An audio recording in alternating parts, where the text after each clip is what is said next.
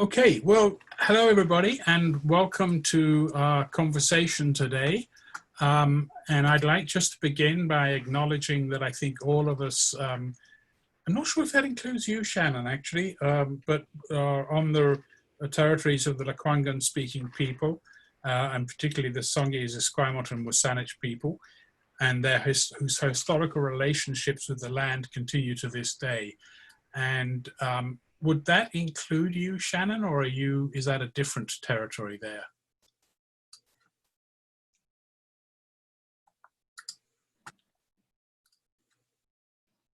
I think you may be muted. Can you hear me now? Yes, there you are. Yeah, no, on a different territory up here. Yeah. That's what I thought, yeah. So as you will have seen, and as the information I sent out have said, Shannon, you can read her bio, but I've known Shannon for several years now. She is a public health physician like myself. She works as a medical health officer for the Cowichan Valley Region. But she's also a community activist. She's very active in Indigenous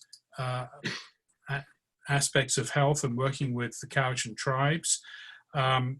She is of Hul'qumi'num ancestry and from the Stz'uminus First Nation. She's also a member of the Cowichan Watershed Board.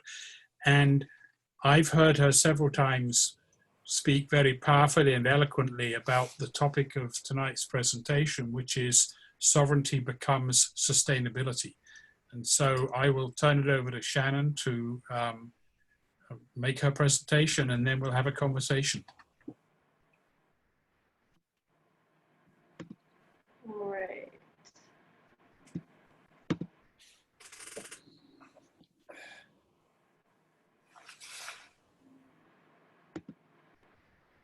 All right. Perfect. Great. So, hi, Trevor,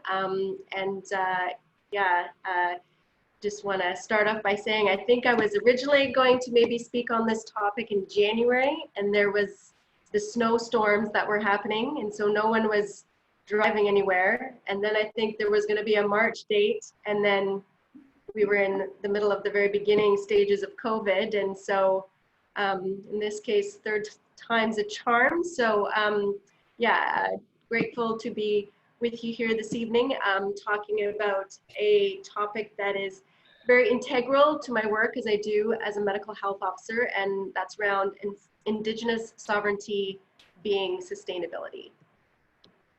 So I want to start off by acknowledging a few things. I am here on the traditional territory of the Cowichan people, here in Duncan in the Cowichan Valley.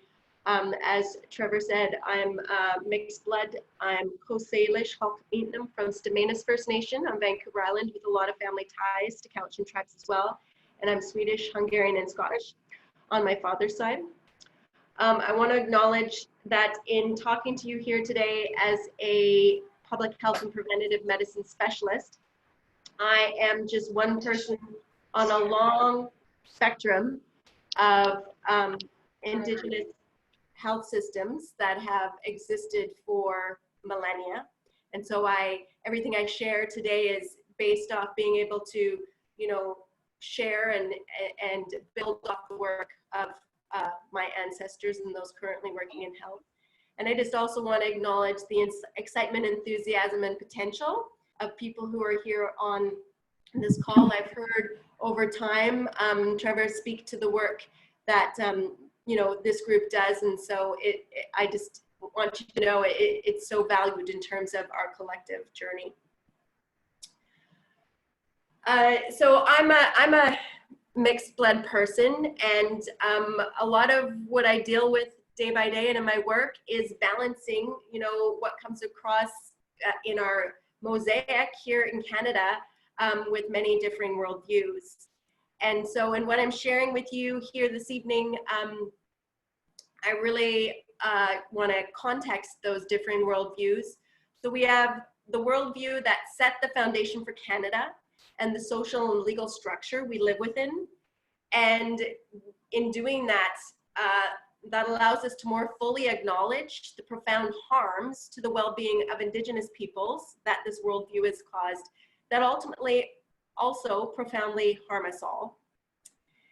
And I also want to acknowledge the growing political and Western scientific recognition of Indigenous worldviews and sovereignty.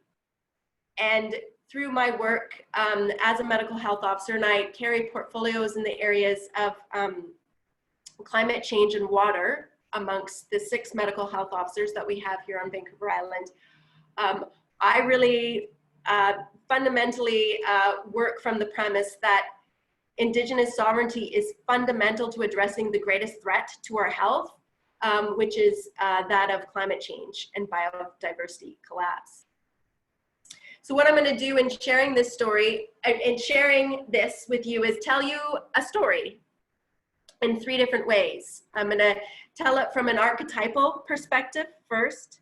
Then I'm going to tell it from a historical political perspective of us being Canadians and the context of our country's history. And then I'm going to tell it from a 3rd perspective of myself as a Hul'qumi'num woman who lives within the Cowichan Valley. So from a very local context. So in one of our methods as Indigenous peoples in you know conversing with each other is that of storytelling. So as I've come along this journey, I feel like telling it from those different perspectives allows us all to have greater you know, knowledge of that story that we can share in our own places as we go through our days and our work. So in the archetypal perspective, for many Indigenous peoples, it starts off with first, there was the land. And then there were people who came into relationship with the land. And it was a sustainable relationship. And over time, there had been removal, the seizure of, theft, and ultimately disconnection of people from the land. And that disruption of that relationship has resulted in biodiversity collapse and climate change, which is the most significant threat to our health. What the remedy for that is ultimately reconnection to the land, repairing the relationship with land, and valuing our responsibility to the land. When we do that, we will begin to come back to a more sustainable relationship. And that connection to the land, we have growing, we know that as Indigenous peoples, but we also have growing recognition within the larger picture that supports mental wellness and supports things such as maternal, child, and family wellness. And those areas, mental health being one of our areas of largest burden of disease, and in the area of maternal, child, and family wellness, an area where we have the highest return on our investment in terms of positive outcomes for the population. Now, placing the story in its 2nd frame, that of our history as a country. And I'm someone who really likes context, so I'm going to take you quite a ways back here to 1493. And this is the basis for where we're at in many ways in terms of, you know, this country here in Canada and much of North America. And in 1493, the doctrine of discovery was put into place. And what you'll note in a lot of the next slides is I'm going to be referencing in the pictures a lot of written documents. So in the first version of the story, it's archetypal, it's relational, it's, you know, almost, there's no specific pictures or documents. It is a relationship, a feeling. In this version of the story, written documents play a very central role. So this document here is the Papal Bull of Discovery, and it was international law that established the spiritual, political, legal, and legal justification for seizures, sovereign ownership, and colonization of land. And what this document did was basically define that Indigenous peoples as non-Christians were not human. And therefore, since they were not human, actually the lands that were discovered in North America were empty, or what is called terra nullius, and able to be basically taken. Moving forward, a number of, a couple of centuries later, of particular importance to the Canadian context is this document pictured here, which is the Royal Proclamation of 1763. And this particular document established government administration in the territory that France ceded to Britain. And King George, the king at the time, reserved the lands to several nations or tribes of Indians that were under his protection as their exclusive hunting grounds. So this sets a number of precedents. Indigenous peoples were needing of protection from, the king. But what it also did was recognize that there was a relationship between those peoples and their livelihood that was connected to the land, the hunting grounds. What this document also did was state that only agents of the British monarch could directly buy interests of Indians in their ancestral soil. And this sets the context for what we know as, crown land within this country today. Moving forward, about another century, we have the British North America Act, pictured here on the right, which many will know set the context for, where we're arriving in within Canada. And within this document, that responsibility that was created through the Royal Proclamation, that protection responsibility, was transferred from Britain to Canada, including the responsibility for treaties that were starting to be established. So this was basically a new document that took on the responsibilities of the Royal Proclamation. And this may feel to many like it's going many, many years back, and it is, but why I really think it's important to bring up that context is, as a public health physician, what we really talk about is what helps determine our health as peoples. And for Indigenous peoples, this depiction here, which a colleague of mine, Dr. Margot Greenwood, who's at the National Collaborating Center for Aboriginal Health, had helped to put together, depicts in a complex web many of the social determinants of Indigenous health.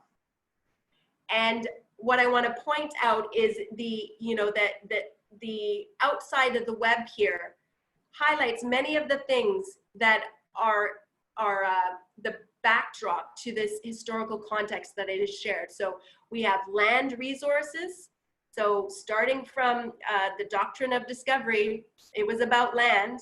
We have self-determination. Basically, we became wards needing to be protected very early. And so self-determination was definitely undermined.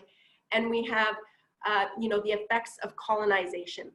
So these are fundamental backdrops to the story of where we're at for Indigenous health and ultimately health of us all. Moving forward, many more years to the more kind of modern context, there's been quite a bit of change in the last, 20 to 30 years with regards to Indigenous relations at a national scale. Many of you will remember the pivotal work around the Royal Commission on Aboriginal Peoples. I've leafed through some of the pages of this report. It's 4,000 pages. I can't even imagine the incredible amount of work that went into it. There's some amazing storytelling and words from elders who have now passed. It's really a treasured document for us to have as a country. And there's 440 recommendations within this document, really quite extensive and almost feeling a bit unsurmountable in some ways. But I really want to highlight some of the recommendations within the context of our conversation here today.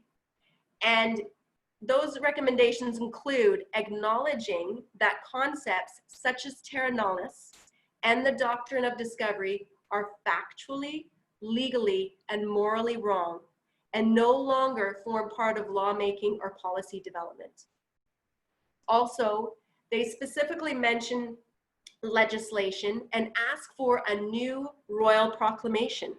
So in fact, that document from 1763 that initially set the relationship between Indigenous peoples and the Crown was within a time frame where there was certain ideology that had been set into place by the doctrine of discovery, and they were calling for a new version of that royal proclamation. Moving forward to 2015, many of us will remember when the Truth and Reconciliation Commission was taking their statements from people across the country. Chief Justice Murray Sinclair oversaw that work, a tremendous job, and so grateful for him for undertaking that work. And this report had 94 recommendations. And I want to specifically highlight here 4 of them, which also are very pertinent to the discussion we're having here today, where the recommendations called for repudiating the concepts used to justify European sovereignty over Indigenous lands and peoples, such as the doctrine of discovery and terra nullius, and the reformation of laws, governance structures, and policies within their respective institutions that continue to rely on such concepts. More recently, and there's been a lot of discussion within our province recently around this, the United Nations Declarations on the Rights of Indigenous Peoples. This first came forward in 2007 in the Harper government time period. I was actually with Health Canada at the time, and we did not remove our veto status on the declaration as Canada until 2016. And there's 46 articles within this document, including Article 25, Indigenous peoples have the right to maintain and strengthen their distinctive spiritual relationship with their traditional owned or otherwise occupied and used lands. And then number 29 specifically mentions Indigenous peoples have the right to the conservation and protection of the environment and the protective capacity of their land. Just last year, right around this time actually, I was, taking an eye through social media, and being that I'm an Indigenous woman working in public health and in the areas of, climate change and sustainability, you can bet when I saw this title, it caught my eye. UN report says Indigenous sovereignty could save the planet. And this is a report put together by the Intergovernmental Science and Policy Platform on Biodiversity and Ecosystem Services. And this was a multi-page report with over 100 authors. At this point, the largest report with most research of this type at its time, which basically arrived at some conclusions which I've highlighted in red here, that nature is generally declining less rapidly in Indigenous peoples' lands than in other lands. This is relevant to broader society and can be an effective way to safeguard nature. So what we've known as Indigenous peoples for millennium upon millennium from the beginning about our relationship and responsibility to our land is finally, receiving some recognition in reports such as those putting forward by the UN. And I mean, in speaking to our perspective from time immemorial, this is a depiction of that perspective that has been worked on here in BC. Many of you may have seen this before. I worked at the First Nations Health Authority in the past, and we worked amongst healthcare practitioners within the First Nations Health Authority and did engagements with our First Nations communities to arrive at a visual depiction of what wellness means to us as Indigenous peoples. And while this isn't any particular group's specific endorsement of this viewpoint, it is something that most Indigenous people would look at and say, yes, that resonates with me. And so you can see at the beginning, you have the human being, the mental, emotional, physical, and spiritual aspects of health. And what I really want to highlight within this particular talk we're having today is that land is listed there. I work within Island Health, and I can say in most conversations that I'm in, land per se doesn't come up when we're talking about health. We talk about hospitals, we talk about wait times, we talk about, access to healthcare services. And I think this is a big blind spot, and one that I'm trying to illuminate for all of us, in that land is integral to our wellness. I'll also just make a comment about this depiction, given that one of the participants was speaking to getting to hear the Earth Guardians group from the Cowichan Valley, so a group of youth, speak about the work they're doing around health in our environment. And in this particular depiction here of our approach to wellness, I often think of my daughter. So I have a 9-year-old and a 3-year-old daughter. And a number of years ago, I was presenting at a conference, and my daughter at one point said to me, "Mom, where's that picture that you talk about where there's me and you, where I'm in it, where there's me in the picture?" And I was like, "What are you talking about?" And then eventually she came across this depiction, and she said, "Oh, there it is, Mom. Look, there's me at the top of the circle, and there's you and Daddy on either side holding my hands." And it just really took me aback, and I had to think, we're going in a better direction, because my daughter sees herself front and center, surrounded by people who love her, in terms of how we're depicting our approach to wellness moving forward. And I think that's so pivotal, especially in conversations around, where we're going in terms of the earth, our climate, and biodiversity. So my last way of sharing this story is as a Hul'qumi'num woman living within the Cowichan territory, the Cowichan territory, and also in the unique and challenging role that is also an incredible privilege, in that I am the local medical health officer. So this here is a depiction, a picture of the territory we live in and as Hul'qumi'num people. And this is a depiction showing some of our intensive traditional land use.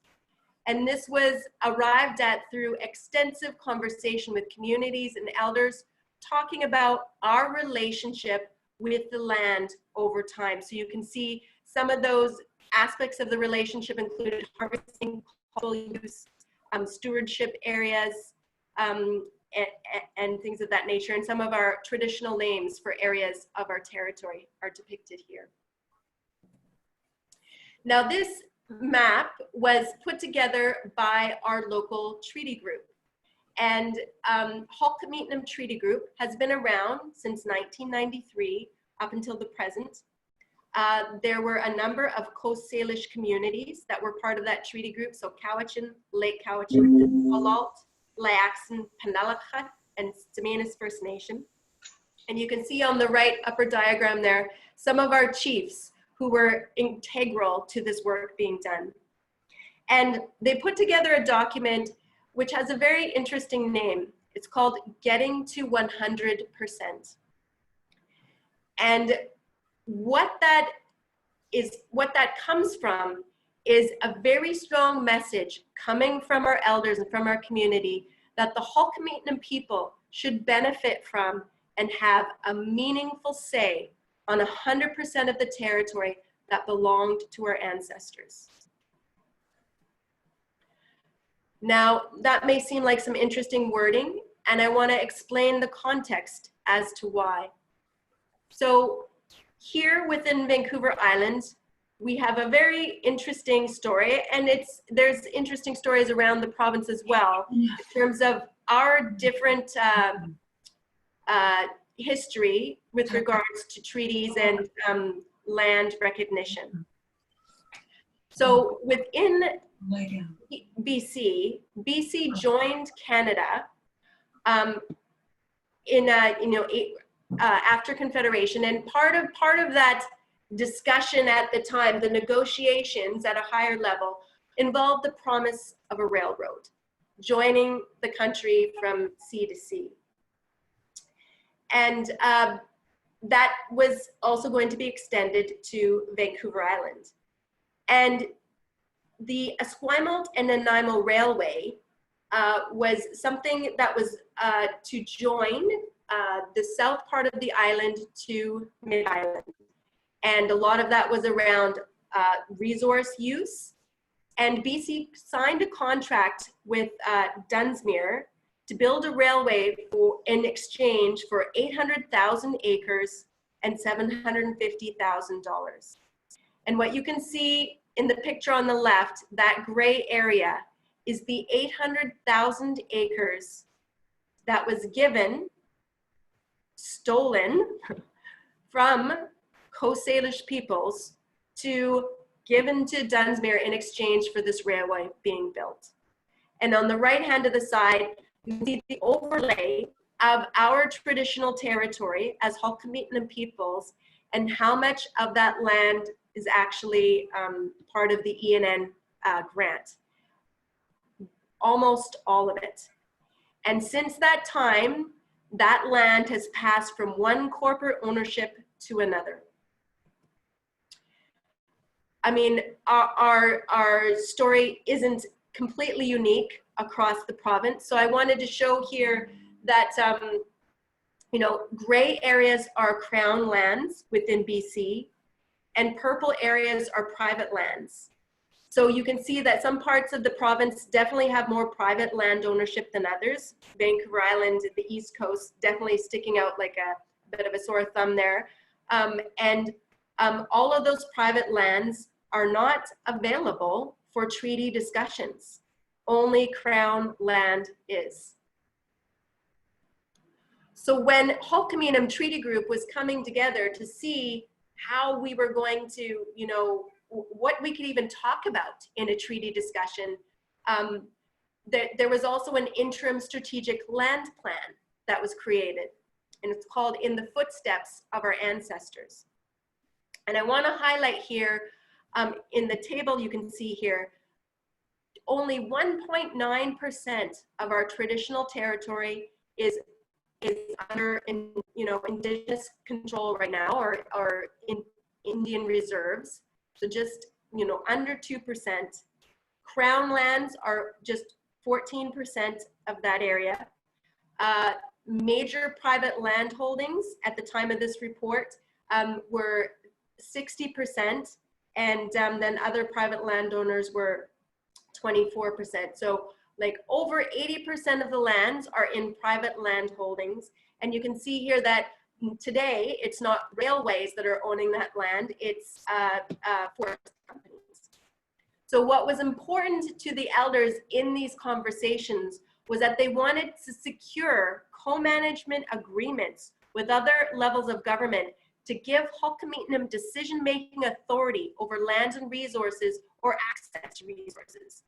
Because basically, like, we can't have treaty discussions. But what was important to the elders is that we had say in how the land was approached, used, and valued. And where this comes from is, in that depiction I shared where land is part of our health, and that it's not only part of our health, we are not of land, we are the land. And within those documents, statements that came forward is our lawmaking authority will empower us to be architects of a sustainable future for our lands. And so this is where our sovereignty, in fact, is about sustainability. Today, one of the ways I think that this is being at least acknowledged within the Cowichan Valley is the Cowichan Valley Watershed Board, or the Cowichan Watershed Board, sorry. And so I've been sitting on this board for a bit over a year now, and it's been in existence for over a decade now. And many of you might have heard that the Cowichan River, like many rivers within Vancouver Island, has been under a lot of stress due to logging within the area, due to effects of local industry, due to water being used for other uses such as irrigation or industry, and also to the effects of drought most recently. And so the Watershed Board was created to bring decision-making power around the river to the local people who are living with the river. And from its outset, it had a governance structure that looked at the Cowichan Valley Regional District and Cowichan tribes both being part of the governance and co-chairing the Watershed Board. So here in the middle of the picture, you can see Chief William C. Moore of Cowichan tribes, and at that time, the CVRD chair, Ian Morrison. We now have Aaron Stone, who's the CVRD chair, and you can see the different people who make up the board, including members of Cowichan tribes and other members who are local politicians and workers within the Cowichan Valley. And one thing I just really want to say is that, it's integral that the chairing is shared. It's shared, it's with Indigenous people. And so we've had Hul'qumi'num words and phrases that come into being part of the governance manual for this group. And one that I'll mention specifically is Natsma Kwasiayasaka, and it's Hul'qumi'num for we come together to work together for the water. And so we need to come together first, but we also need to work together. And it's working with our relationship to value our responsibility to the water. So within the local context here, a number of other things also happened in 2019. Many of us were probably part of the work to really try and get local governments to put things in place, such as climate emergency motions. And Cowichan was one of those local areas that did this. So both City of Duncan and the municipality of North Cowichan did put forward such emergency motions. And I just want to highlight here that unlike some areas, North Cowichan actually put forward some specific wording of what this might entail. And some people are like, oh, you make this motion. What does it mean you actually do differently? Well, Cowichan said, okay, this is going to include rewriting our official community plan and reviewing the management of our municipal forests. And what I want to say here is North Cowichan is unique amongst municipalities across North America in that at the time that it came into being, so it's also one of the oldest municipalities, it's been around since 1873, it gained a number of forest lands that became part of a municipal forest. And so many people actually living in this valley weren't entirely aware of that.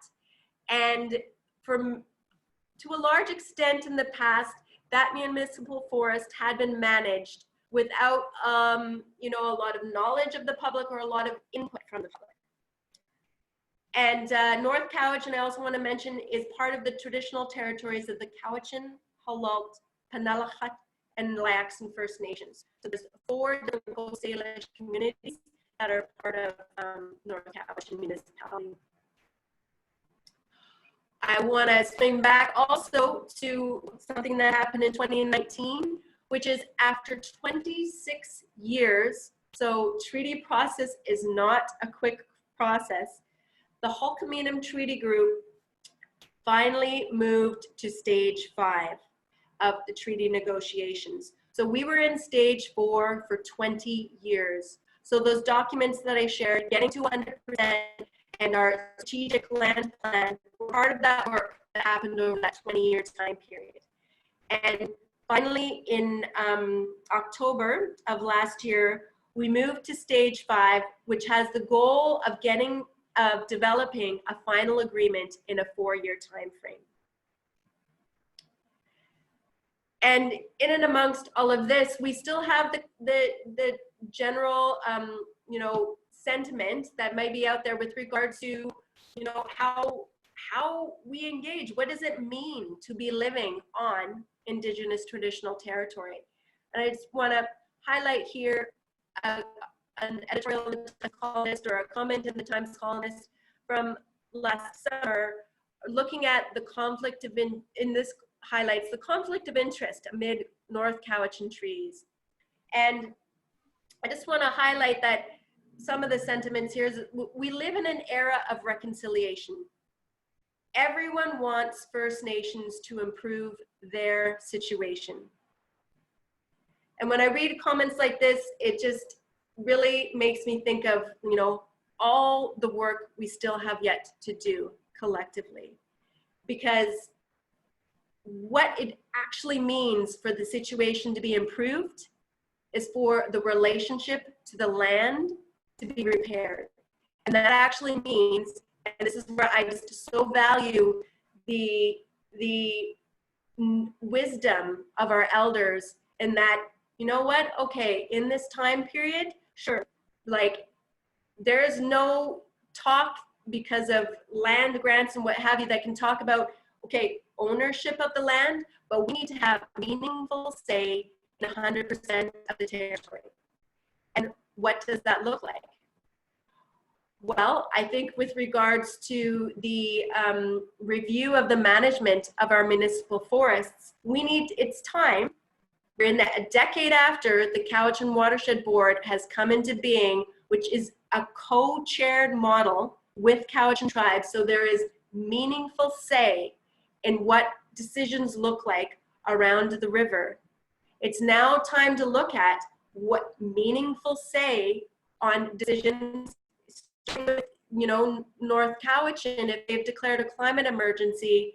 I believe strongly that what we need to do is incorporate Indigenous decision-making in what happens with the forests as well. It's time to expand sovereignty beyond the watershed locally and put that into all different areas, because that is truly where we'll begin to look at things with a sustainable environment and moving forward, looking for the future generations. So in closing, I'll say, you know, just the key messages that I hoped people can maybe integrate, we can talk about and, you know, tell in your own parts of your own stories, is that we need to acknowledge, when we're talking about biodiversity, collapse and climate change, we need to acknowledge land as the root issue. We need to really, you know, take the recommendations of these reports that have had so much work go into them, that have really strongly indicated that we need to repudiate laws, governance structures, and policies that continue to rely on the doctrine of discovery. And here recently we've had Bill 41, the Declaration on the Rights of Indigenous Peoples Act, which is requiring us, in fact, to take a look at that.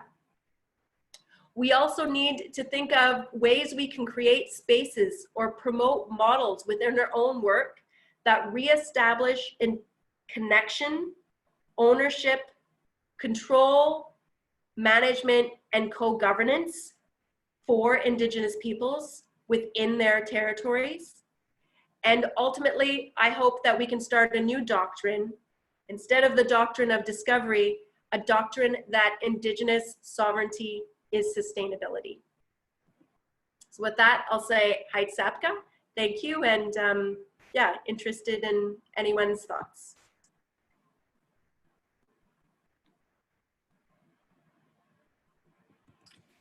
Shannon, thank you so much. That was a lot to think about and very powerful. I'm just going to throw it open to people. If you could release your shared screen.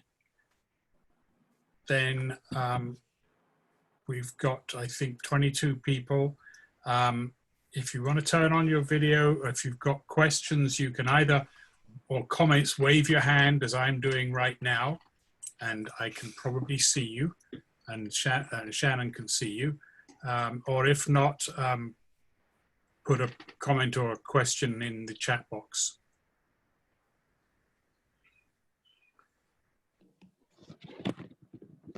So I guess let me start.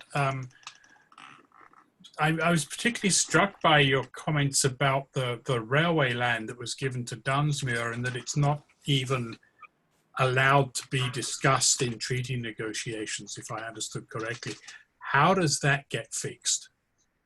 I mean, we can't just say, well, it can't be, and that's the end of it, or surely.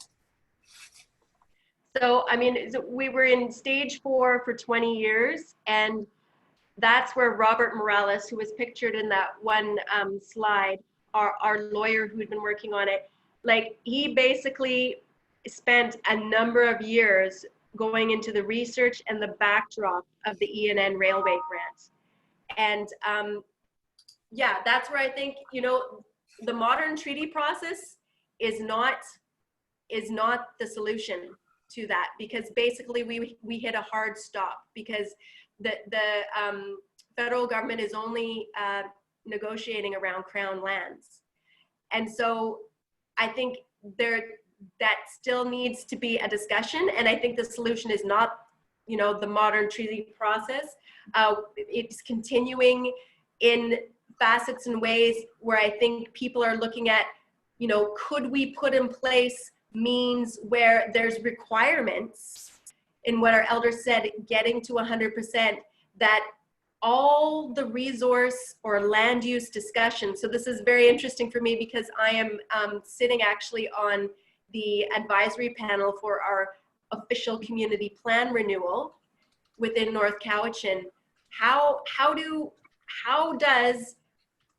we enact co-governance, meaningful say for local Indigenous peoples in all land use decisions, by local governments, by, you know, industries, by you know, other organizations, and is that, you know, something that we can look at within you know, the treaty process, knowing that we need to pursue what you're talking about around basically the theft of land through other means beyond the treaty process. So I think it's a both and people agreed that in the treaty process being so slow, that's not going to, and negotiations with government, like it took 20 years in stage 4. We're in a situation of climate emergency. So what can we leverage based on those declarations of emergency to get some decision making being collaborative in a sooner time frame? Thank you. I've got a question here in the chat box from Mira. Mira, do you want to just put your question rather than me doing it? Do you guys know each other, Shannon and Mira? Yeah. Yeah. Okay. I figured. I didn't initially think of who Mira was, but then when I saw her question, I knew exactly who she was. Shocking, no. Hi, Shannon, how are you? You Good. better tell people who you are, Mira, since... Okay. I am a veterinarian who lives in Shawnigan Lake, so the south end of the Cowichan. I practice clinically in Victoria, mostly, also sometimes in remote regions on some contracts.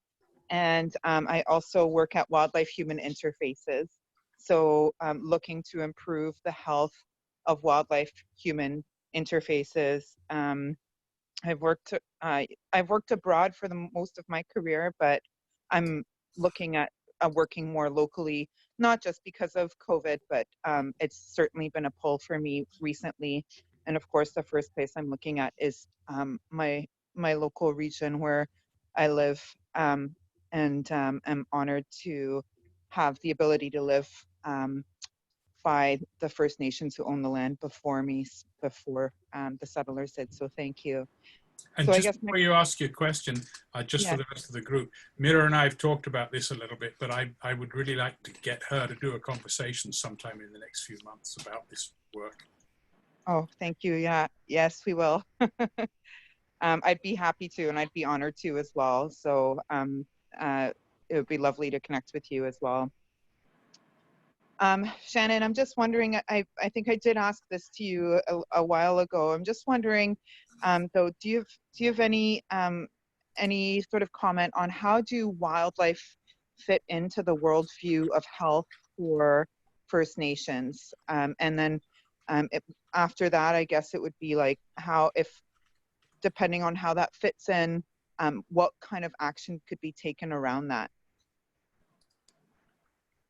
Yeah, so I would say, I mean, generally speaking, but I mean, each nation has different animals and wildlife that they're in relationship with, but that, like with the land, you could depict the first version, the archetypal version of the story with animals instead of land. Like, it is something that wildlife is something we're in relationship with, that we have connection with, and that we hold responsibilities to.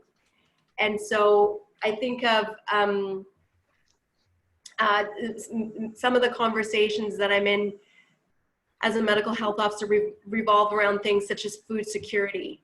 And often I get frustrated when a lot of the conversation around food security is focused on farming or agriculture.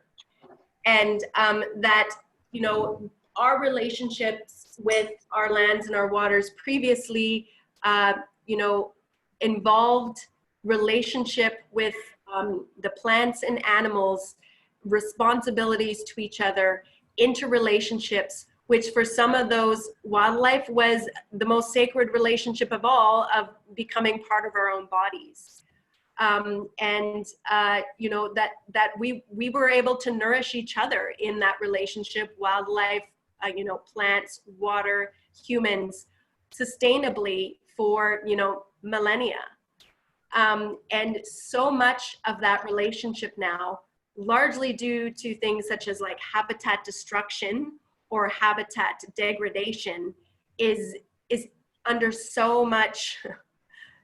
Some of it doesn't even exist anymore. I mean, in the instance of the river, you know, its ability to be a place for fish to live is so greatly threatened. That was, you know, the impetus for the Watershed Board coming to be, was basically devastation to salmon. And I mean, more recently, some very hot topics in the Cowichan Valley have included a little thing called the Vancouver Island Motor Circuit, and that organization looking to expand their area that they would have part of the motor circuit, and that that is within territory that elk live within. And you know, the elk are a you know, a species that, you know, under a lot of distress, a lot of it being due to, you know, habitat, and that, you know, really within the larger context, if we were to look at those decisions from, you know, quite frankly, a Hul'qumi'num point of view, like respecting what the elk need would be respecting what we need as people, and not just only extended to wildlife that we might use for food security, but to all forms of wildlife, because, you know, all we're known to hold a purpose. So I think, yeah, I mean, that's what I would say generally. And you know, just even in this time of COVID, you know, when people are thinking more and more about, you know, how much of our sustenance comes from other parts of the world, you know, and what we can do locally, it just really brings you closer to the fact that we need to be in relationship with our environment locally and other living beings to, you know, sustain each other. Thank you for that. Thank you. Gertie, you'll need to unmute. Hi, Shannon. Thank you very much for your insightful and challenging presentation tonight. I live in a city in Victoria, and I'm wondering if you have any ideas if we put land first, what would a city look like? Like what do we need to do to shift that context to land first? Do you have any ideas on that? To land first? First, yeah. Yeah.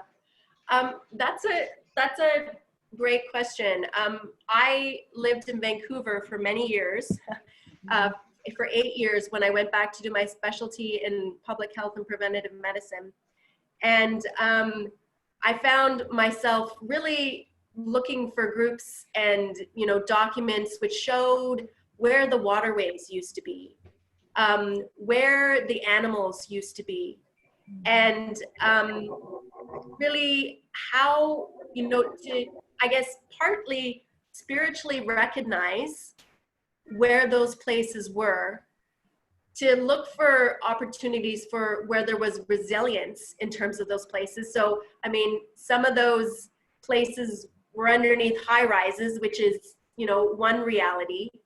Yeah. Some have abilities to be rehabilitated. And I mean, Vancouver has some pretty good examples of areas that had been tried to be rehabilitated. And I think like there's also local Indigenous peoples who are still there who've remember either in their lifetimes or within oral history, what those, relationships looked like.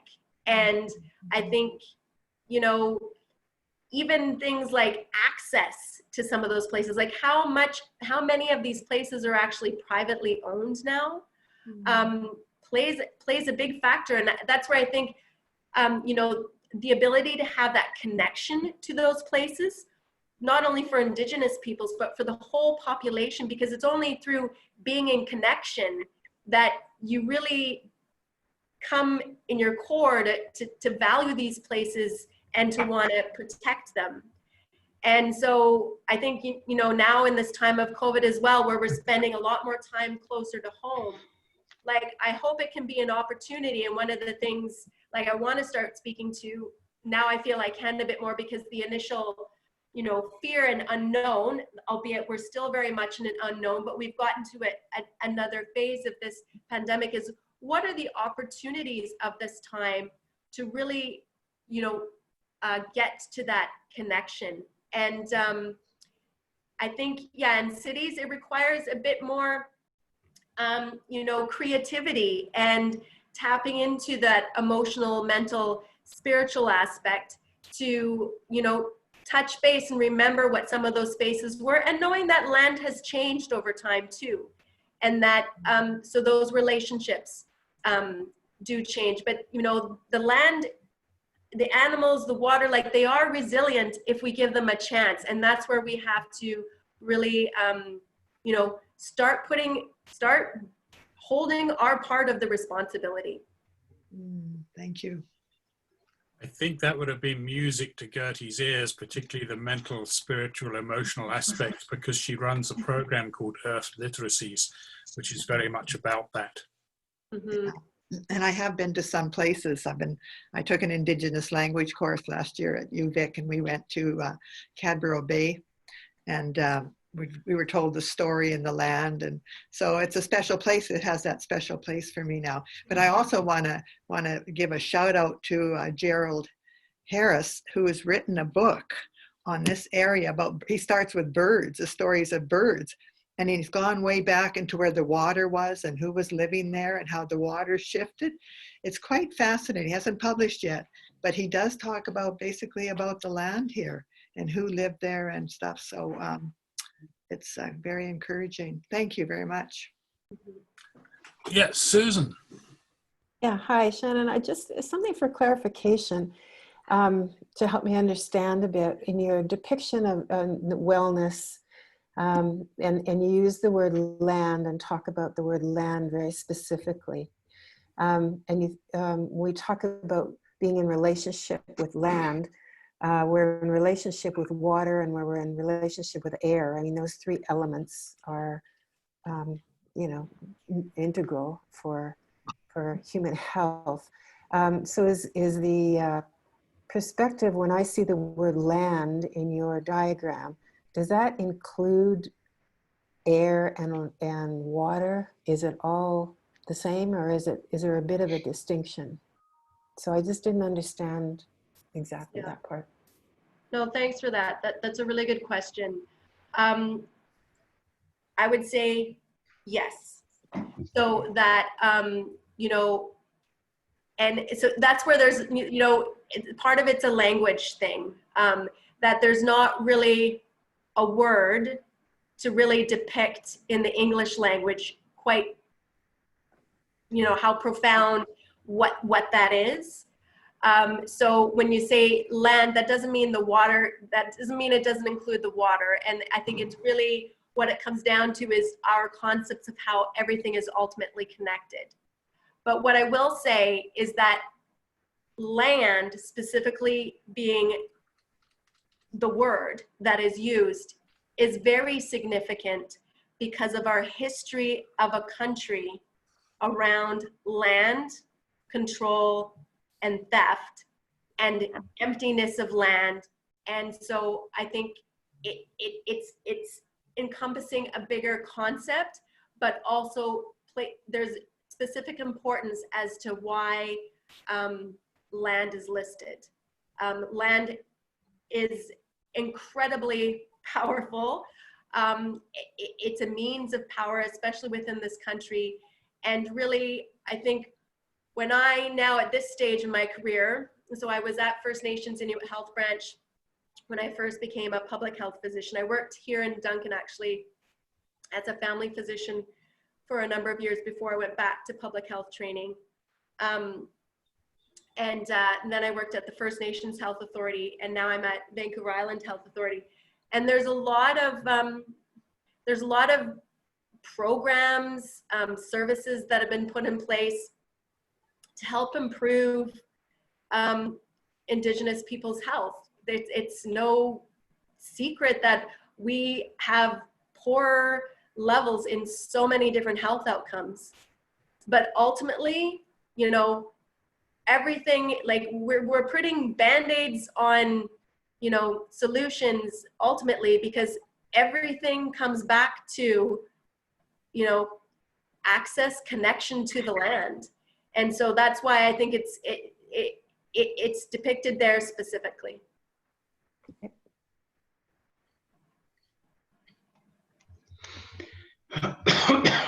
I've got Ted, and then I've got Greg. Oh, thanks, Trevor. Thank you, Shannon. Awesome. I've made about 4 little points here, be it observations and or questions, but maybe I'll limit this one to kind of an observation, and I have a question in my own mind. I don't know whether you know the answer to that, but the whole premise of Indigenous sovereignty begets sustainability. You mentioned climate emergency proclamations and the like. Well, I actually just went on the web to look it back up, but a few years ago, trying to think, maybe 6-7 years ago, the municipality of North Saanich was basically given an award for the most progressive, extensive, what they call it, climate action and energy plan. 191 pages, done with basically BC Hydro supported it and undertaken by the consultancy group called the Sustainability Solutions Group. And it, as I say, it was given accolades, particularly for a relatively modestly sized municipality. But I was curious. I just scanned the document just now, just looking for any references to including Indigenous representation around the building of that plan. Certainly, if there wasn't, hopefully the plans more recently will and should include Indigenous representation. You know, sitting on whatever the working group or committee is that develops those plans, particularly now in the time of the recent time of climate emergency proclamations at the municipal level.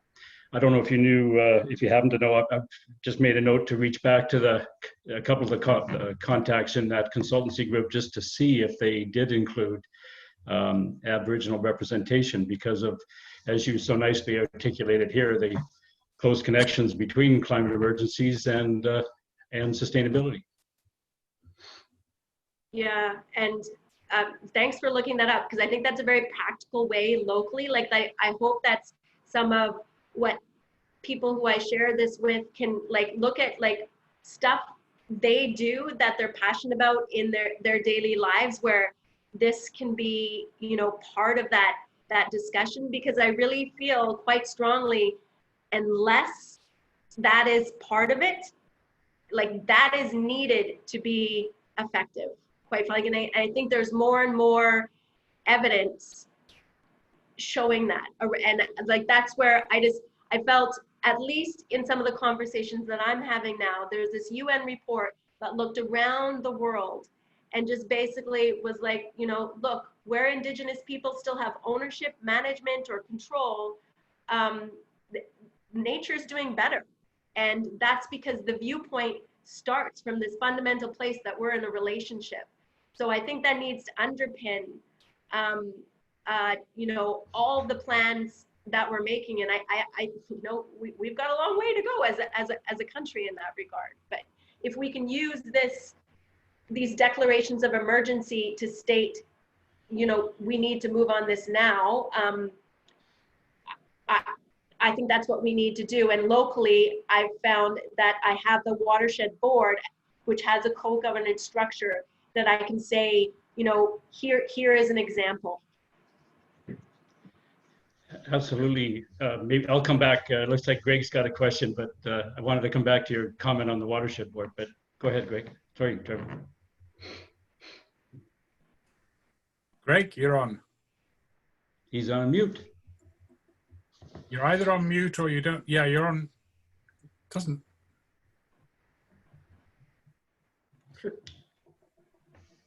Sorry, Greg, we can't hear you.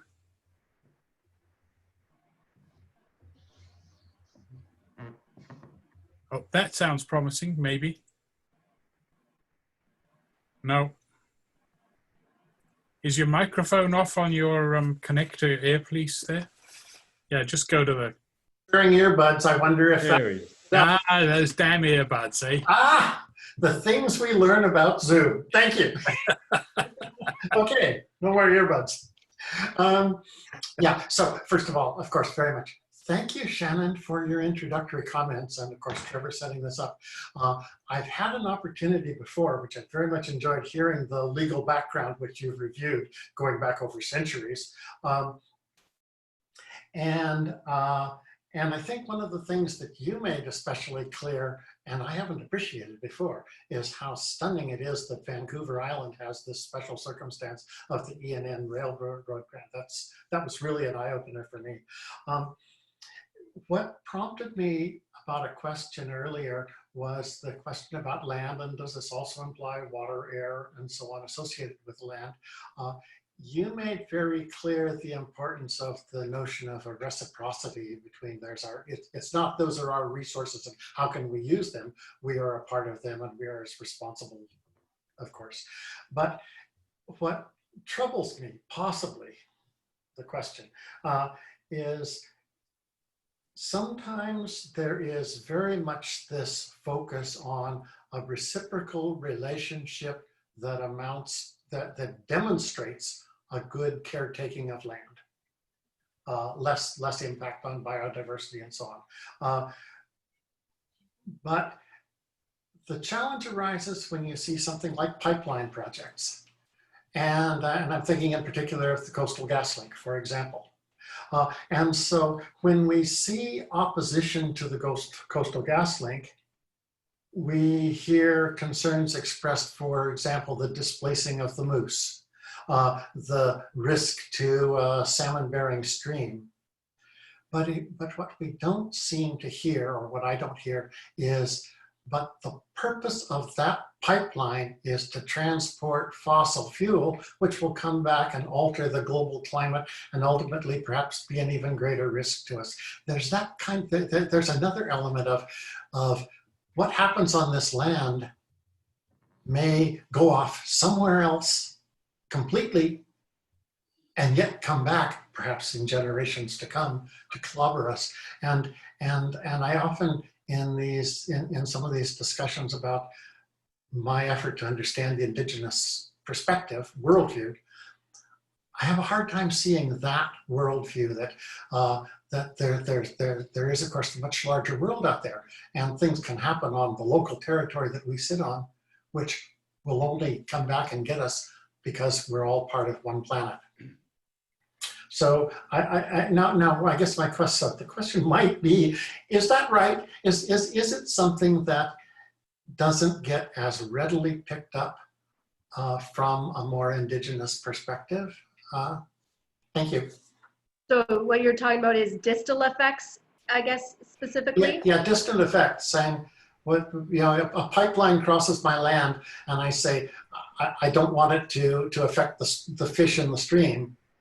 But it seems to me, this may be wrong, I don't ask, but isn't the stuff being transported the pipeline even worse than the presence of the pipeline on the territory? Is it clear? Yeah, Okay. I get your question.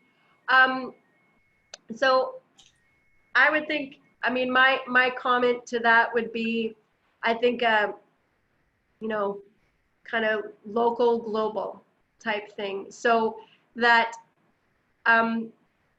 basically, you know, in an Indigenous worldview, and I mean, this is being generic, that there is a connection to place. And that is such a key factor to so many Indigenous individuals' identity. That connection to place is identity. And so there's portions of the world, and I'll say specifically Canada's north, where some of the greatest impacts are already being felt and lived in terms of, you know, for instance, ice being a place that people were connected to that is no longer there. And people, you know, like that, I mean, the words such as solastalgia, like, you know, grieving, you know, a place that in fact already doesn't exist, is you know, permanently altered. And there definitely is recognition within that is, you know, due to global dynamics.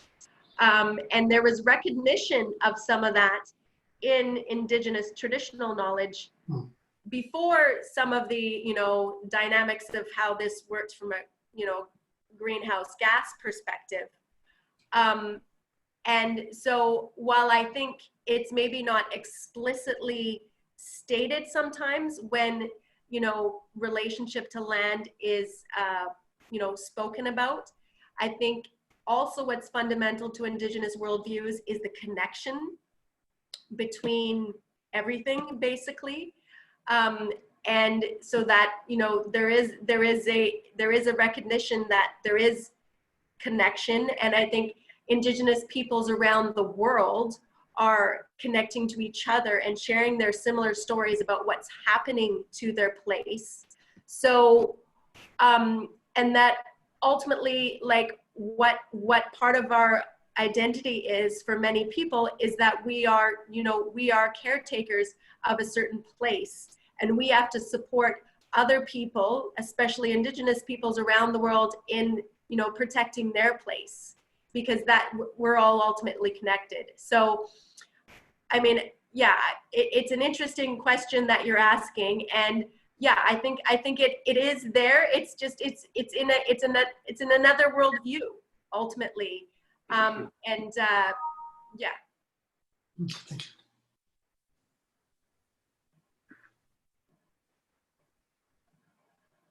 you. Yeah, so Anne, I see your hand up, and then after that, who's that waving? Ah, okay, it's Gudrun. But Anna, you're muted at the moment, Anne. Yes. There you go. So first of all, Shannon, thank you very much for your talk and the historical overview. And like others, I've been blown away by the land grant, first the theft and the grant to Dunsmuir. Given that it's now mostly forestry companies, which are the private companies that occupy that space, and given the enormous, endurance test that Indigenous peoples there have tried for the treaty and the formal kinds of mechanisms to get the connection back and the control back. Obviously, being on the watershed board is very, very important. But I'm wondering if there's, in addition to whatever formal mechanisms there are for Indigenous involvement in that kind of control and management, whether there's also informal opportunities for input to forestry practices. Obviously, they would probably have some implication for the watershed and for the degradation of the biodiversity in the area. But if it's, there would have to be an annual allowable cuts. I'm just wondering, is there at least an informal mechanism to ensure that the interests of the Indigenous people and also the biodiversity can be accounted for within whatever frameworks in place for the forestry practices? Yeah. So I'll answer that in a specific way, just thinking of a situation I've been in at the Watershed Board. So yes, there definitely are opportunities for informal ways of working together, and many of those are already happening. So, I mean, Cowichan Tribes has entered into some agreements with local forestry companies. The latest version of the company that controls a lot of the forestry land around here is called Mosaic. We have gone onto Mosaic lands as the Watershed Board and, saw some of, what they were doing. And they specifically said when we were on that tour, and we're not talking about First Nations jurisdiction right now, like we could ever separate that from anything else. But anyway, and so, well, I think, yes, there is the movement, and I think need to have those informal type, that informal work happening. We need to, really formalize some of this as well, and also, I guess, recognize Indigenous knowledge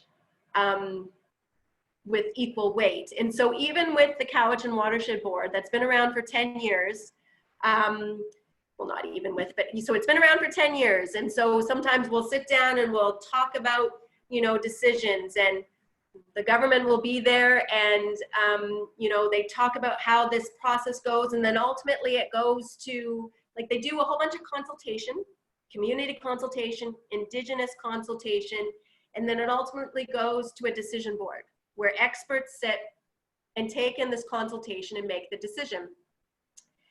And so I asked once to this government representative who was there, I was like, oh, so do you have Indigenous knowledge as part of that decision? And he was like, oh yeah, we've done consultation. We do the consultation. I'm like, no, that's consultation. But is there Indigenous knowledge represented on that expert board that's making the decision? And no, I can tell you 95% of the time there isn't. So ultimately, you can take that consultation, but it's still then put in a certain worldview of where the expertise is for finally making that decision. And I think that's the type of place we need to, so the informal helps, but I think the formal needs to really start being within those core decision places. And so what I think is really an opportunity, and what I'm quite excited about, is the DRIP Act, the Declaration on the Rights of Indigenous Peoples Act, now here in BC. Because a colleague of mine, Dr. Danielle Bain-Smith, who's at the Provincial Health Officer's Office, we've been doing some work about our relationship to water as Indigenous peoples. And what would it mean to look at the Drinking Water Protection Act from a Declaration of Rights of Indigenous Peoples perspective? Well, square one, Drinking Water Protection Act only thinks of water in terms of human use, domestic purpose. And that is right from the get-go. That is not our relationship and responsibility to water. Water is connected to everything. And so I really feel, so we've been writing and gathering some of our thoughts, because some of these legislative reviews are starting to happen. And that's where I think, there's real opportunities to look at that sustainable perspective, because so much of what we do with regards to drinking water is reactive, and doesn't place us to be doesn't well place us to be doing things around protection. So yeah, like I think there's some exciting opportunities coming ahead, and that's where I really feel, with my background and training I have, it's really a time for me to uphold my responsibility and start illuminating some of this and helping to change structures. So Gudrun, I know I've got you next, but do you mind if I just jump in, because I want to but I want to ask Shannon, has there been any thought in your talk about water as the basis of life, and thinking about water and watersheds in different ways, about the idea that we've seen in New Zealand, where the Wanganui River has been identified or given the status of the legal status of a person? And wouldn't it be interesting, and not just interesting, wouldn't it be wonderful if the Cowichan River were recognized as a person? Has there been any discussion around that at the Watershed Board? Yes, there has been. And what Danielle and I are also trying to do, and I think with Danielle being placed at the Provincial Health Officer's Office, another Indigenous woman, it's such a tremendous opportunity right now to bring that forward. So Trevo, I'll share with you, but we've drafted a chapter, and a section of that chapter is looking at international examples, including Aotearoa and the Whanganui River, and declaration of the river as a person. What's interesting about that is, when I looked into the history, because hey, I'm a history buff, is that was actually in New Zealand. That came out of not per se New Zealand recognizing how Maori people viewed the river. It actually came out of New Zealand was upholding the Treaty of Waitangi, and that this was their right as Maori people to be able to state that the river was their ancestor, which I think has some particular interesting relevance to where we are at right now with the Declaration of Rights of Indigenous Peoples here in BC. Thank you. Sorry, Gudrun. Oh, that's fine. That's fine.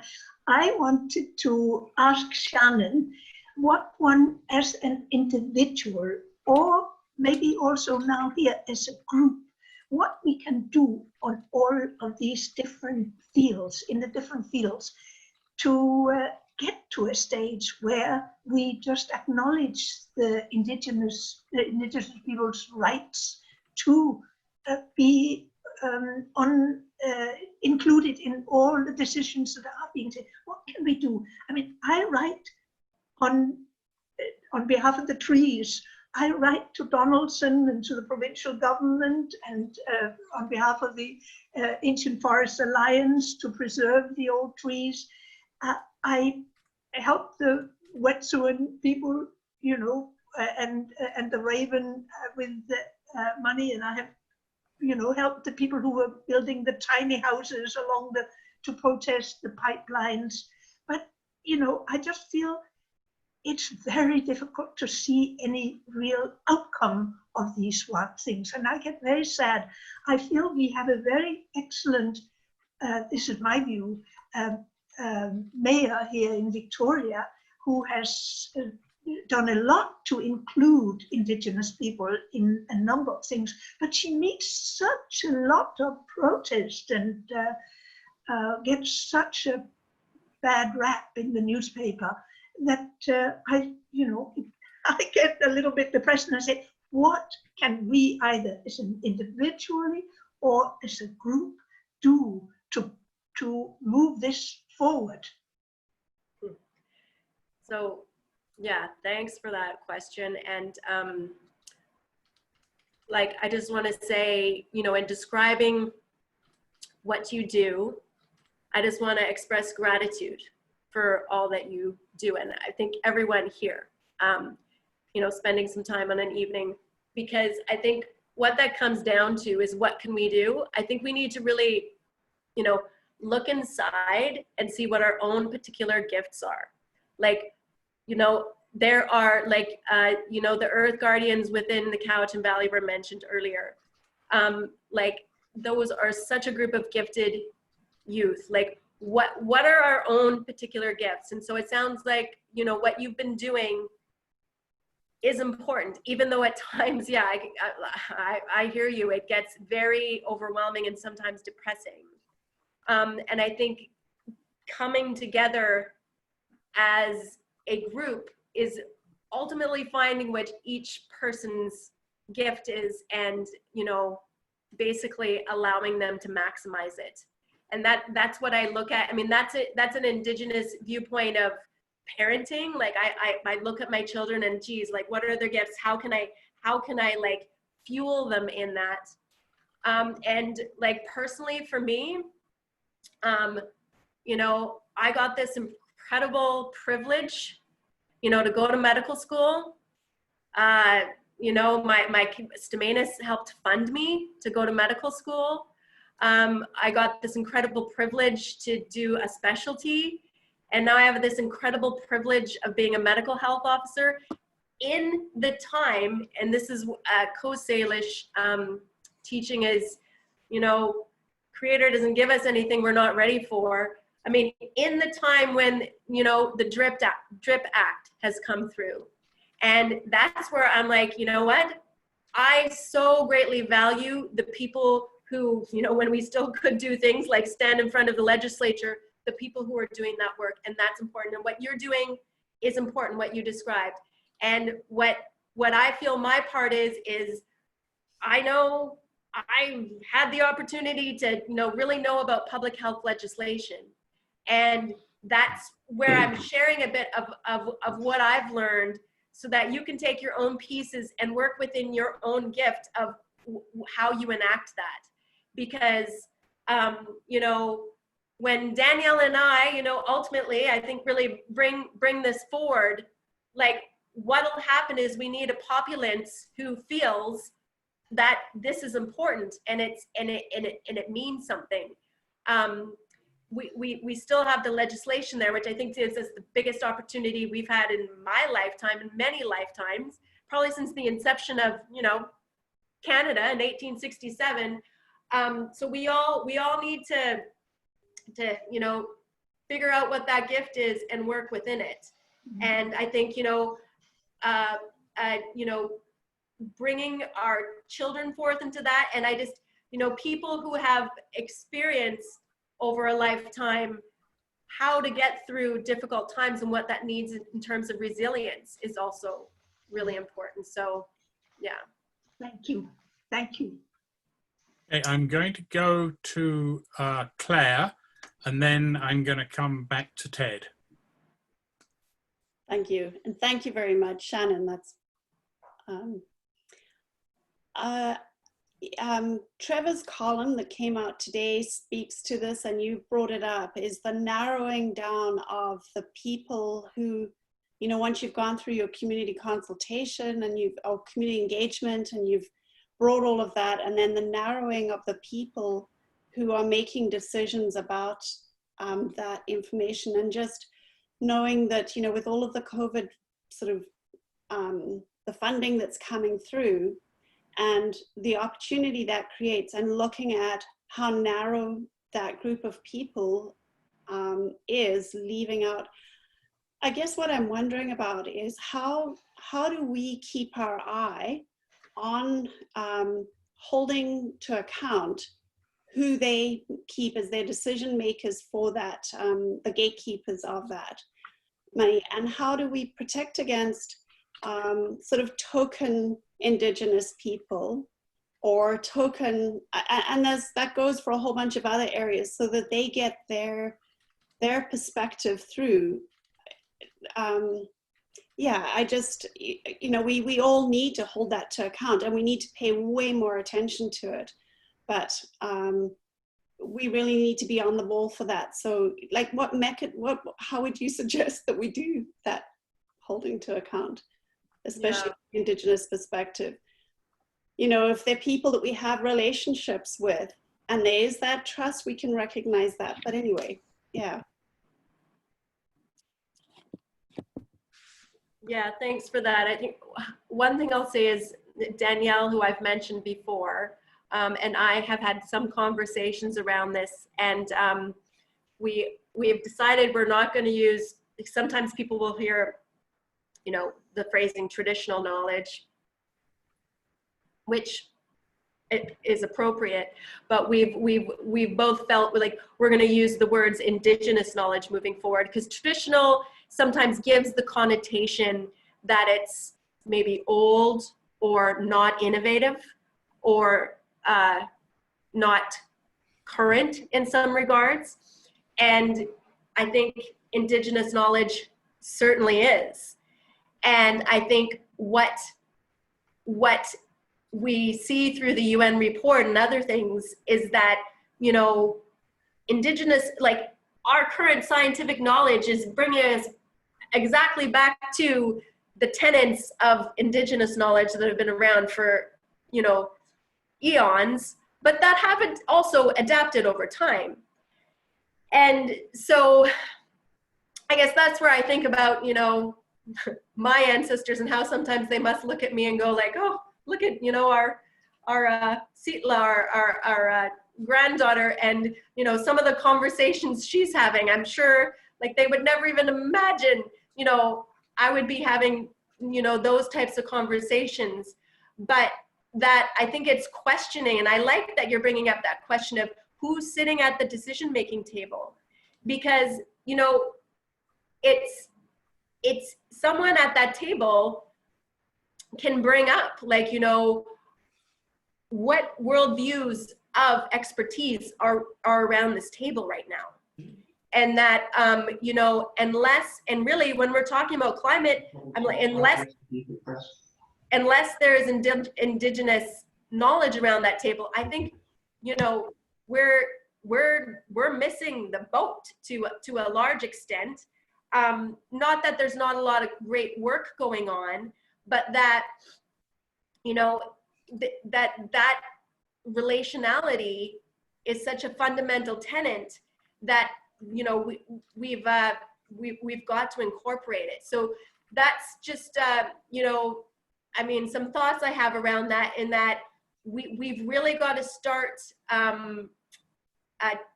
changing that, and there can't be people at all those tables. And that's where I think, like, changing legislation that states it has to respect these rights of Indigenous peoples will allow that to start being part of what all those tables need to do. Thank you. Ted, and then I've got Jan. Oh, thanks, Trevor. A couple things. Maybe I'll try and do this rapid fire, Shannon. So you looked at the Drinking Water Protection Act. Did you happen to look at the Water Sustainability Act? Yeah. Because that's quite an extensive, wondering what traditional knowledge has been inputted, and to what extent in there, if you know. Well, maybe sometime Danielle and I should come and talk to you guys about what we looked at within that chapter. But yeah, so I mean, we started off with drinking water protection because we're both in public health, but we looked at other aspects of legislation that also carry importance in that area. And so, I mean, ultimately aligning more, what's aligning, like really, the fact that they're two separate pieces of legislation, in fact, keeps it from either one from really being able to, I think, fulfill what they're ultimately at a core trying to fulfill. And I mean, one aspect is as well is the provincial health. I mean, there was a Auditor General's report around the Drinking Water Protection Act last year. And so one thing I will say is I wanted to look at the whole Public Health Act, and Bonnie Henry actually asked if we would mind focusing first on the Drinking Water Protection Act, because there was this Auditor General's report and that it had asked for a legislative review. And I'm not gonna lie, I was really irritated by that at first. I was like, no, I wanna look at the bigger picture. But then I thought about it and I was like, you know what? Ultimately, water is connected to everything. And this is a sizable area that we can start with. Because sometimes when something's too big, you just don't know where to start. It gave us a place to start. And ultimately, it is connected to everything. So I think it will need to stem out from there. But I can tell you when, I mean, no one would be surprised when the Declaration on the Rights of Indigenous Peoples Act came out. There was a lot of people sitting around going like, what on earth do we do with this, right? Like no one, you know, where do we go? So it's like, okay, let's start with the Drinking Water Protection Act. And here's something to think about how it needs to change. So yeah, and that's a perfect segue, if Trevor doesn't mind, into, water's connected to everything, right? So a couple of points here, and it speaks to the complexity of jurisdictional oversight on different legislation and whatnot. And so a point in fact, I guess, and it's a question. It was my understanding that the province of BC is the only one to sign on to declare and approve UNDRIP. No other provinces have done so as of yet. Do you happen to know that? Am I off with that? Yeah. Yeah, and I don't know about the national government, whether it has, but that leads to a couple of days ago, Wednesday morning, I sat in on it was called a Global Water Futures. And as Dr. John O'Riordan was on that, and Trevor certainly well knows Dr. John, and with POLIS, the POLIS project on up at the University of Victoria, and of course they'd be right with you in terms of water is connected to everything. Yeah. But this conference was speaking about the interest of the federal government to create a national or Canada water agency. And there were representative different speakers there from, say, Ontario and their conservation authorities that are, from what I can understand, largely water orientation based, and of course in BC. Similarly, there was a chap there from somewhere in Manitoba or Winnipeg. So there's a lot of common interest, and one of the federal government apparently has 20 departments that or agencies that in one way or the other have some responsibility around water. You talked about health, and I guess there's at the federal level, there's 19 others. But in terms of jurisdiction, and that's even the wrong term to use. I mentioned earlier, and I realized my faux pas, if you will, in terms of even referencing the municipality of North Cowichan, because I'm using a loose term, but that's an anthropocentric, that's a human-based, relatively modern term, right? That we have 190 local governments in BC, and North Cowichan just happens to be one of them. So that's not necessarily a respectful orientation to include Indigenous and related knowledge in. Neither is private lands that the likes of that say Anne referenced around all the forested lands up and down Vancouver Island, right? And yet, from a watershed perspective, love your comment on it, but from a watershed perspective, the nature of the exercise tends to be very inclusive. It is natural orientation, water flows, the whole hydrological cycle, etc., is not encumbered by any other human-made barrier. So it would seem to be a natural orientation for all languages and knowledge to come together. And should there be the makings of a national water agency, and certainly at least in BC with UNDRIP, one would trust that there'd be much more inclusion of, respect for, and engagement on indigenous knowledge than is presently the case. So sorry, that's very long-winded, but I don't know if you have any thoughts or comments on that. Yeah, one thing I think about is that gives the ability for there to be a voice for water. And that was one thing, actually. I looked back to the previous Auditor General's report before the most recent one on water. I think it was in the 90s. And it was interesting because there was actually a comment in there, with so many areas having jurisdiction, like what's lost is there's no voice for water. And so I think, the type of national body or something that you're talking about could be a way to have that voice, because I mean, in my worldview, water is a spiritual living being that doesn't have a voice in a way that I do as a human, so what we need to do is create ways for that voice to be valued and taken into consideration in our decision making. And there's the Whanganui River in Aotearoa that Trevor mentioned. There's also the Te Arawera Forest as well, and that was actually the Te Arawera Forest was granted some rights of personhood before the Whanganui River. And what actually was put in place there was a board co-governed by local Maori and the government of New Zealand that basically was the voice for the forest.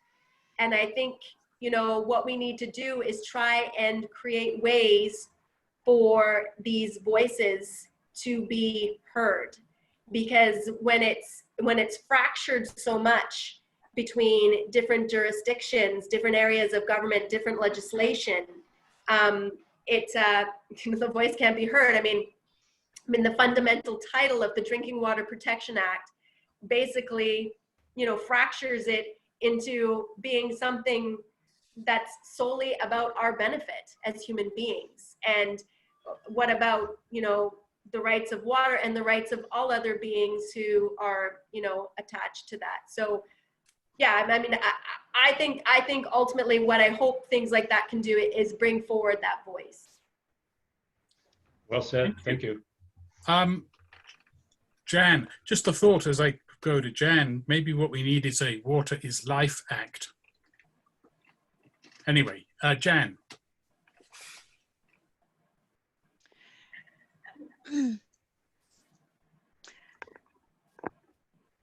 I guess I'm trying to find a way to even speak about this, let alone to act out of it, but it's how to, maybe it's what Greg was talking about in the local and the global, the sense of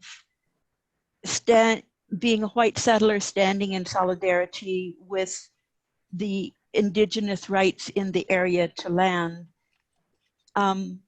but knowing that all of us have that need and heritage somewhere of living in relationship, respect, and responsibility, and our whole survival at all levels, from physical to spiritual, is from that connection. And so I feel sometimes that, like, how can I stand for that whenever I'm at a decision-making meeting or in influencing, where I claim it as supporting the Indigenous people who have that right and whose rights were stolen and it's being trampled on, and that I totally understand the sense of that if Indigenous people were living closer to the land, then we would not have climate change issues like we do.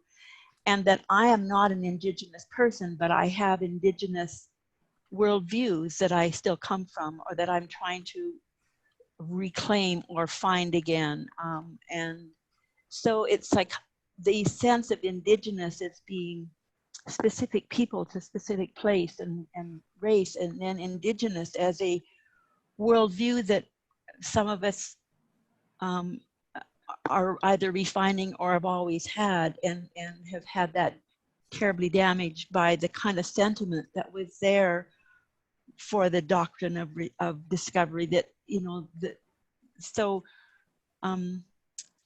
yes, how do we find our way to both claim that ourselves, our own Indigenous worldviews, and that which we know has to be there for anybody to survive, but also to stand in the specific people who are Indigenous in the specific land and the rights. So I'm not even sure even how to word that, but it's almost like, do we need another word that is about that? About that very deep, systemic, interconnected interbeing that we feel and that we're wakening up to more and more. But yeah, so how to use the word Indigenous in both of those, about the people in place, but also about the worldview that many of us have.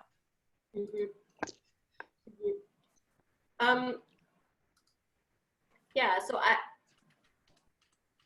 I would say, yeah, I really value and acknowledge that a lot of the tenets in the worldview that I depicted resonate and are part of the core of many individuals. And, you know, I would imagine particularly many of you here, because you're spending some time on an evening to talk about this topic. And that, you know, the rising tide of that being values that are part of the general energy is what is going to be needed. So yeah, I think, you know, in speaking to that, I'm conscious of, I don't want to other, because I think we're in a collective journey. At the same time, I think we both have roles we play in a Canadian context, because I mean, we are here in Canada. That's why I gave the context of, like, you know, the legislation of this country that we're, you know, at right now. I think we both have roles we can play. And I think part of that is, you know, giving space for that view of the interconnectedness to be part of discussions. And then I think also for allies to be people who can question the dominant structure. So I'll say that when I worked at First Nations Health Branch and First Nations Health Authority, I worked with a European non-Indigenous colleague, female colleague, and she was one of the greatest people I've worked with in terms of my career. I really miss working with her. And so she did my maternity leave after I had my first baby, and we were walking, and she was like, oh, you know, what should I do? Like, what does it mean? How do I work in in an Indigenous organization as a non-Indigenous person? And I was like, you know, what I can tell you is, you're going to have to know yourself really well. Like, that's the best advice I can give you. Like, know yourself really well, what your values are, what your heart are, and that, people are going to want to know that about you. So, not every organization, non-Indigenous organization, is going to want to know that about you, but an Indigenous organization will. I guess I say that as a bit of backdrop because then when I came back to work, there was a vacancy and she went into that vacancy. So it was great because we were able to then work together. And it was very interesting because in our work, and she was a tremendous ally to work with, we would have very different reactions at times to things we were trying to move forward. And sometimes, some colleagues, some people, my messaging was only heard as I'm too close to the topic, I'm taking it too personally. Like there would be certain viewpoints, and to hear something from Naomi, the same message was heard in a very different way. And at first, I was kind of thinking about this. Sometimes it was a bit irritating, but then I came to like just a feeling of like just acceptance with it, and like that this world is full of many different people, and that messages come forward and can be heard from different people in different ways. And that, the beauty of my colleague was she never spoke for me, but she spoke to our collective work. And so I think all that to say, in that I think certain individuals questioning dominant structures will be heard very differently. Like my role in saying that as an Indigenous woman, it's one of my responsibilities I feel in my life's work. But I know I need other people who are different people than me, who've had different life experiences, also speaking and questioning some of what our structure is like. So that it's not a speaking for it, it's a speaking with it, and it's much stronger when I think it's coming from multiple places. And so ultimately, I felt Naomi and I's working relationship was one of the strongest because we spoke to the same message with different life experiences and with different identities. Yeah. Shannon, thank you. One of the things I'm quite rigorous about is we end on time.